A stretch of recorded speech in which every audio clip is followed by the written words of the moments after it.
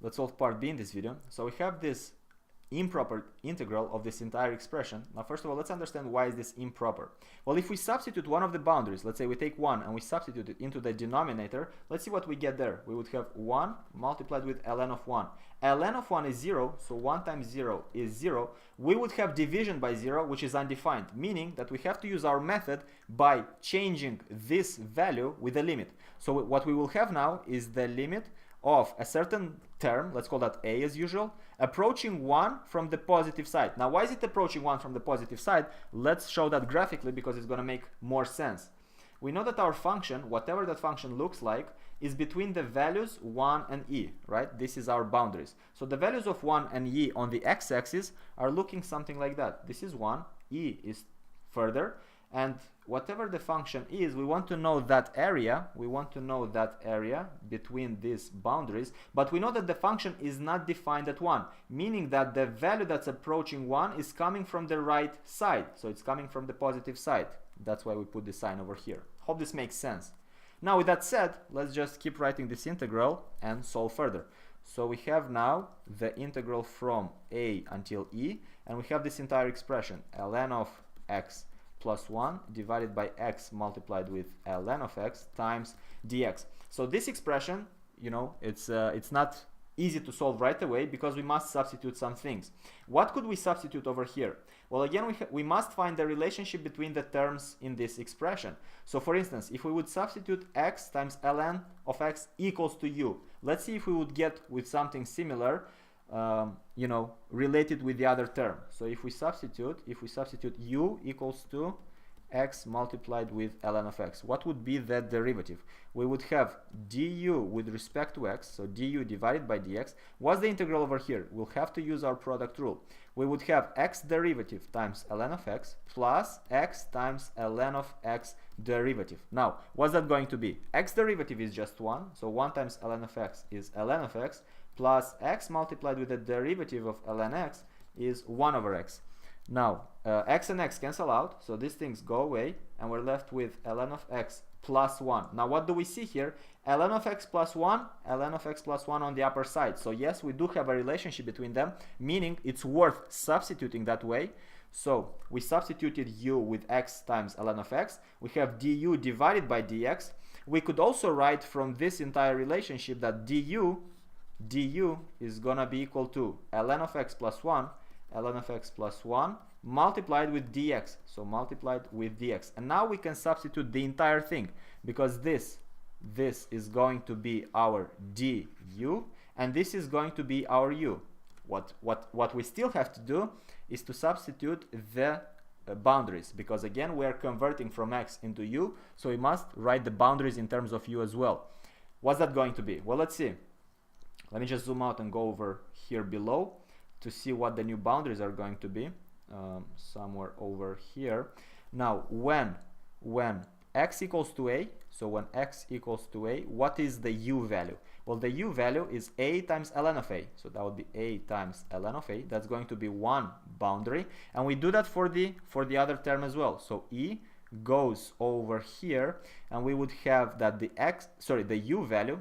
Let me write like that. When x equals to e, when the boundary is equal to e, the u value, the boundary in terms of the u value, would be e times ln of e. E times ln of e. What is e times ln of e? That's e times 1, so that's just going to be e, right? That's just going to be e. Let me just make sure this is correct. Yes, that's just going to be e. Okay. No, wait. Yes, e to the power. Yeah. So that would be e. This would be the other boundary. Now we can substitute. So what would we have? What would we have from here? We would have the following. So with all this relationship in mind, we would have the limit of a approaching 1 from the positive side, and we would have the definite integral from a times ln of a times ln of a, and the upper side, the upper limit, the upper boundary would be e. The upper limit would be e, and over here we have du divided by u. So let me just change colors for that. We would have du divided by u. Now we know how to solve this du divided by u, because that's just a property of the integrals.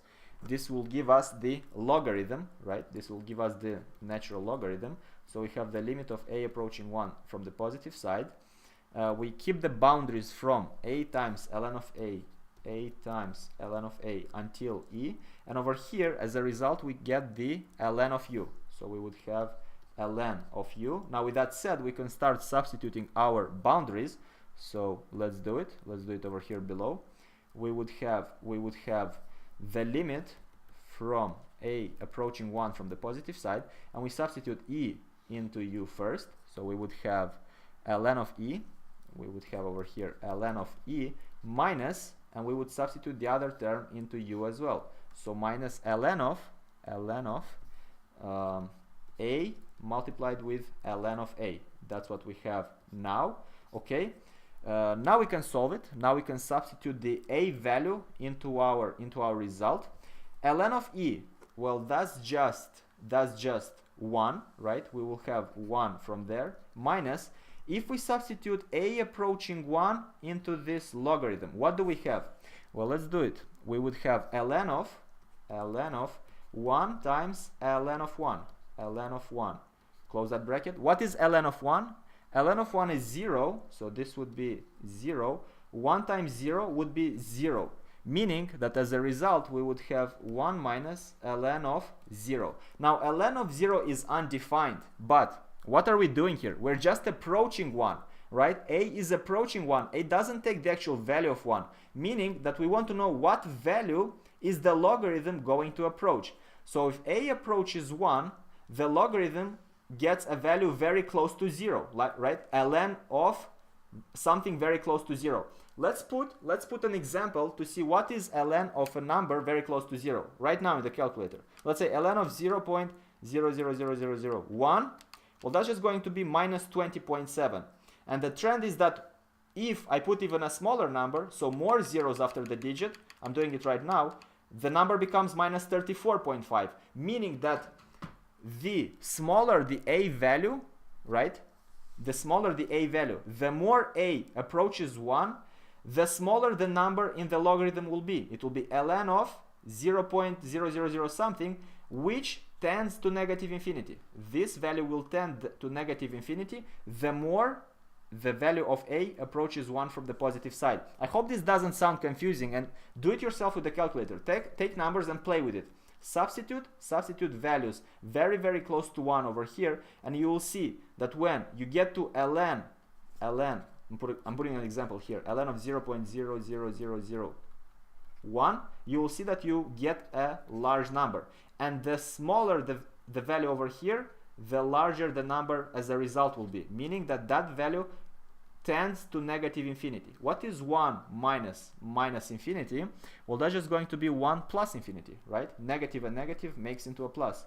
1 plus infinity. Well, a very large number, adding 1 to it, it becomes slightly larger. So this integral is divergent, right? There is no definite area under that graph. So divergent it is. Hope this makes sense, and we are done.